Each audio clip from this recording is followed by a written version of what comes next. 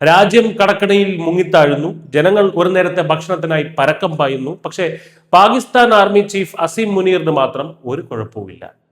Field marshal എന്ന വമ്പൻ പദവിയും നെഞ്ചിൽ നിറയെ മെഡലുകളുമായി അദ്ദേഹം സുഖലോലുപനായി ജീവിക്കുകയാണ്.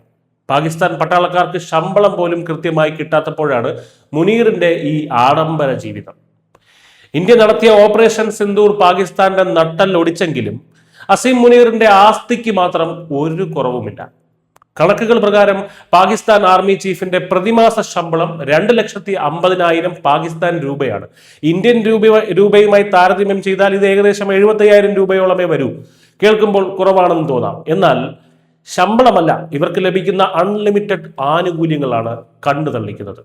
ആഡംബര ബംഗ്ലാവുകൾ, ഇഷ്ടം പോലെ ജോലിക്കാർ, വിദേശ കാറുകൾ, ക്ലബ്ബ് മെമ്പർഷിപ്പുകൾ, മക്കൾക്ക് വിദേശ പഠനം, അങ്ങനെ പോകുന്നു ആ ലിസ്റ്റ്.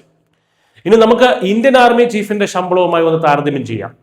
ഇന്ത്യയുടെ 7ാം ശമ്പള കമ്മീഷൻ പ്രകാരം ഇന്ത്യൻ ആർമി ചീഫിന്റെ അടിസ്ഥാന ശമ്പളം തന്നെ 2.5 ലക്ഷം ഇന്ത്യൻ രൂപയാണ്. അതായത് പാകിസ്ഥാൻ ചീഫിനേക്കാൾ എത്രയോ ഇരട്ടി മൂല്യം. പക്ഷെ ഇവിടെ ശ്രദ്ധിക്കേണ്ട കാര്യം അതല്ല. ഇന്ത്യയിൽ ഒരു സൈനിക മേധാവിക്ക് ലഭിക്കുന്നത് രാജ്യത്തിന്റെ ആദരവും സുരക്ഷിതമായ ഭാവിയുമാണ്. എന്നാൽ പാകിസ്ഥാനിലോ സ്വന്തം കറൻസിയുടെ വില പോലും ഇല്ലാതായിക്കൊണ്ടിരിക്കുമ്പോൾ ആർമി നടത്തുന്ന ബിസിനസ്സുകളിൽ നിന്നും കറക്ക് കമ്പനികളിൽ നിന്നുമൊക്കെയാണ് മുനീറിനെ പോലെയുള്ളവർ പണമുണ്ടാക്കുന്നത്. ഏറ്റവും ഒടുവിൽ ലഭിക്കുന്ന വിവരങ്ങൾ ഇതിലും പരിതാപകരമാണ്. ഓപ്പറേഷൻ സിന്ദൂറിലൂടെ ഇന്ത്യ തകർത്ത് കളഞ്ഞ ജെയ്ഷെ മുഹമ്മദിന്റെ ക്യാമ്പുകൾ, ഭീകരവാദ സംഘടനയായ ജെയ്ഷെ മുഹമ്മദിന്റെ ക്യാമ്പുകൾ സന്ദർശിക്കാൻ ബഹാവൽപൂരിലേക്ക് ഓടിയിരിക്കുകയാണ് മുനീർ.